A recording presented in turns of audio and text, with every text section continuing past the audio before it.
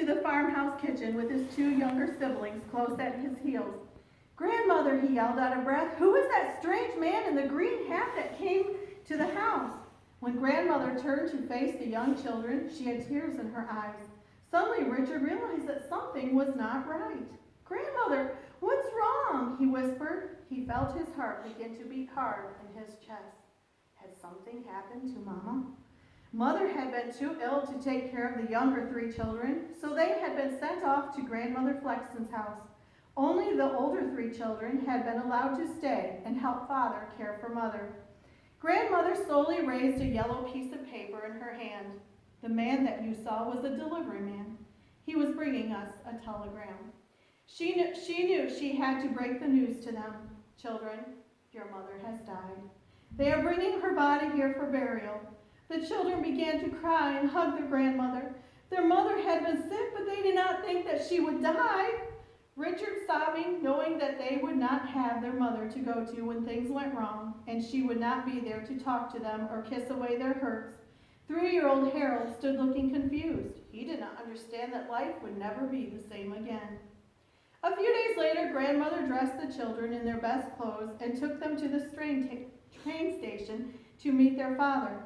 They could hear the sound of the train rumbling down the tracks long before they could see it. The whistle blew, and a billow of black smoke came from the smokestack as the train stopped. The Flexon children stretched their neck to see their father and their older brother and sisters. This train was called a death train because it was not only bringing their family, but also their mama's body.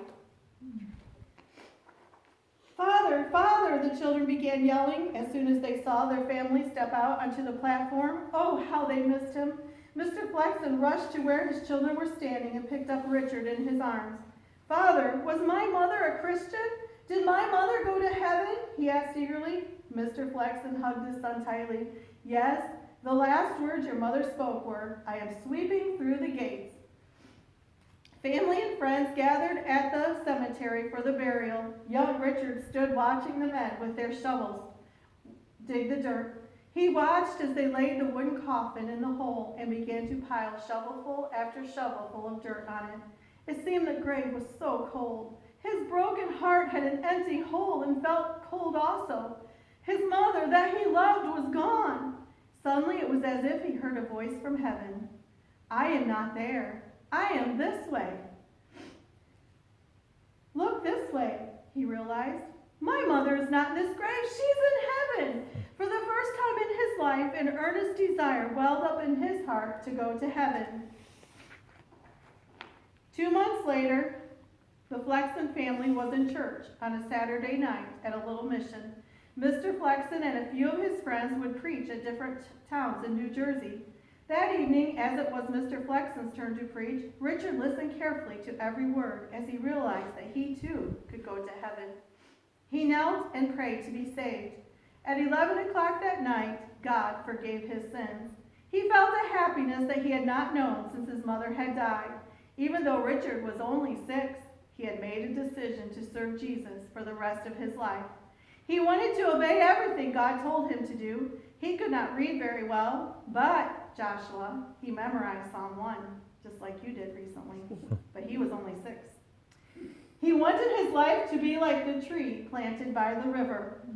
The next day was Sunday, and in the afternoon they had a service in another mission hall. Mr. Flexon was again the preacher. After the sermon, Richard's father invited people to come pray at the altar. Let's turn to number 313 in the hymnal and sing, "Is there a sinner here who will come pray? Come, seek the Lord today while there is time." Richard stood beside his father on the platform and listened as he called people to the altar. He saw a big man standing in the back of the mission singing with everyone. God the Holy Spirit told Richard, "Go, ask that man to come to the altar." Richard wanted to obey God, and he did not even hesitate. His heart began to beat a little faster as he walked to the back. He stopped beside this big man and looked up into his face. "Mister, don't you want to come to the altar and get saved?" The man tried to ignore Richard. He lifted his book higher and sang louder. Richard was not going to go away from minding God. He stood up on the bench beside the man and put his mouth right next to the man's ear and said, "Mister, don't you want to come to the altar and get saved?" That was all that man could take. He set his songbook down and picked up Richard. He carried the boy all the way down the aisle to the altar. He set Richard on the inside of the altar, and he knelt on the outside. That night, this man, David Ansing, prayed through to victory. The Christians shouted and praised God. Inside his heart, Richard felt like bells were ringing. He knew the happiness that comes from obeying God. David Ansing was the first person he helped get saved. David went on to be a preacher. Richard found that young people can have fun and a good life serving God. He enjoyed going to services and class meetings. He liked to hear the older people testify about what God was doing in their lives, but he found it was really hard to get up and testify himself. When he was sitting in service, he would feel like he should testify. He would stand, but then he would feel so scared. He would look around at everybody, and suddenly his mind would go blank.